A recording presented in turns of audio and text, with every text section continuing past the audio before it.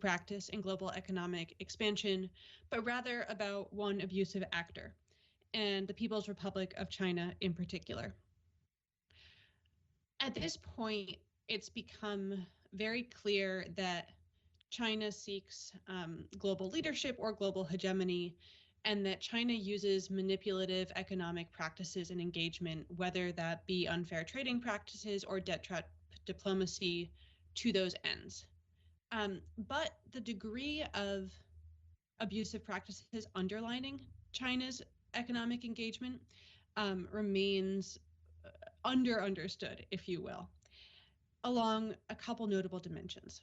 First of all, the story when people talk about China and the risks of its economic expansion tend to orient around debt trap diplomacy, around surveillance, as with the proliferation internationally of information technologies, and around corruption. Those ignore a host of additional risks, both tactical and strategic, that underline China's international economic project. At the very root of this is the idea that Beijing sees economic interaction as the key to achieving global hegemony. This isn't something from China's conception that's going to be achieved through military power. It's something where a web of global influence is sewn together by controlling international resources and controlling international markets, and overall leveraging investment in such a way that it sows dependencies and also gives China access to the critical, valuable resources of other global markets. That's all very strategic and long-term, but I think it's worth enumerating the other risks, the other more tactical, immediate ones that underlie China's economic expansion into other countries, and that create very short-term but also very severe risks. And these are the ones that so often don't get talked about, but that are really critical to the conversation. The first is an environmental impact. Chinese investments in foreign countries tend not to follow the environmental regulations that other countries or other investors would hew to, and also that are required in those regions. And they, as such, they come with a very severe environmental impact. This is also true of China's investment at home. But overall, it creates tremendous risks. And those risks also boil over into exploitation of natural resources that are critical to the target country's economic development. People talk about debt trap diplomacy. What they don't talk about is the fact that Beijing's investments in resource-rich areas tend to orient around stripping those areas of their resource endowments at the expense of their future economic development, perhaps for a short-term boon, but in a way that really serves the interests of the Chinese governments, the Chinese companies, and therefore the Chinese government orienting them at the expense of any domestic economic development. And that's the second angle on top of environmental regulations, is this larger stripping of resources and stripping of potential future value creation. The third B is a human rights concern. At this point, China's practice of forced labor and abusive labor practices at home is well documented. Less well documented is the degree to which China engages in similar practices internationally. And does so while at the same time, for less abusive labor in the region, leveraging its own export of domestic workers. So even as it forces abusive conditions on the target country's working population, it fails to provide longer term jobs. And the third thing, and this starts touching on the more traditional conversation, orients around China building infrastructures in target countries. This obviously appears to fill a major need and a major market demand in the infrastructure is a fundamentally valuable thing.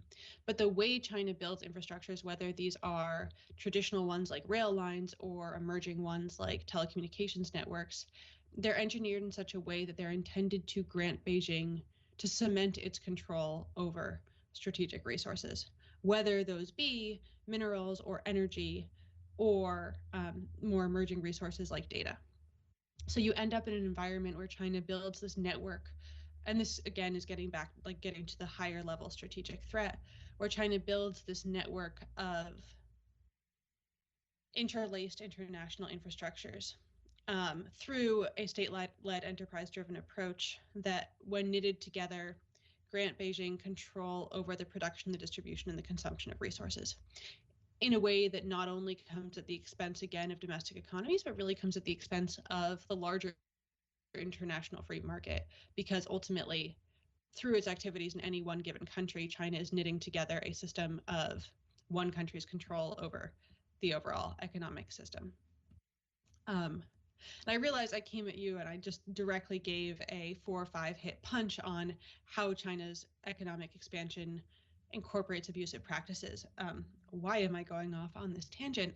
I think the real point here is that we have this concept, we as a global society have this conception of what economic investment is and economic engagement are, and then what kinds of abusive practices there might be and the risks that they embody.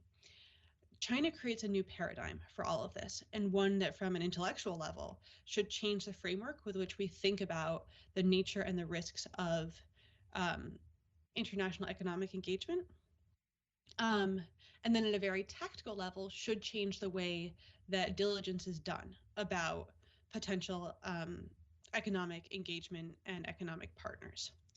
Because suddenly, when you're considering what might constitute a risk or where there might be abusive practices, one is forced in the Chinese case to consider not only, say, a human rights record or a record of corruption, but also ties between a given company and the Chinese state, the degree to which that given company has already established control over critical resources in other countries, the degree to which that company controls the player enforcing environmental mandates on it. And you get a much larger network of what the potential implications might be, which to my mind entails a total paradigm shift in what the nature of abusive economic practices is. It also forces a reconsideration of what global economic expansion looks like, because suddenly in the Chinese context, what you get is an environment in which one country's economic expansion is not just about development. It's not just about even resource control. It's about shaping the norms of the global economic architecture and also the movement of the exchange within it. And this should raise the stakes for all players. And moreover, all of this happens in a much more interconnected environment than anything we've ever seen up now. So with spiraling or mutually reinforcing risks that might not otherwise be accounted for. And the direct threats then apply to not just, again, human rights or environmental concerns, but also to prospects for economic development. In the short term, again, in terms of whether a state, for example, can control resources or development of those resources, but in the longer term as to whether a state is going to be able to set the rules and the norms according to which it interacts on international markets.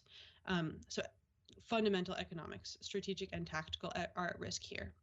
So is freedom of movement and security that comes with it. Because with China's system, especially the construction and proliferation of virtual networks, you risk getting an environment in which, because most movement is a function of information systems, in which China is able to guide or hold at risk both commercial and security level movement and exchange. And then finally, you get a risk to freedom of information and dissemination of ideas. And this again goes back to the question of information networks, but also quid pro quos that often accompany Chinese investment, where to engage in trade or investment with the country is also to align oneself with its information practices, including propaganda and misinformation. And again, also at a bottom-up level, you have the construction of information infrastructures that are then used to disseminate this information. All of which is a very roundabout saying, and I do want to be brief, so I will wrap it up approximately with this thought, that China is a fascinating case study for what abusive practices in global expansion can look like, because even as its threat has become increasingly apparent to the international community, the actual layers and dimensions of that threat remain poorly understood or even not understood at all. B, once one really wraps one's mind around them, you get a whole new paradigm of what the risks of one country's global economic expansion can entail, and also of how it's necessary to screen against those risks and protect for them. And with that, again, with the intention of keeping it brief, I'll end there.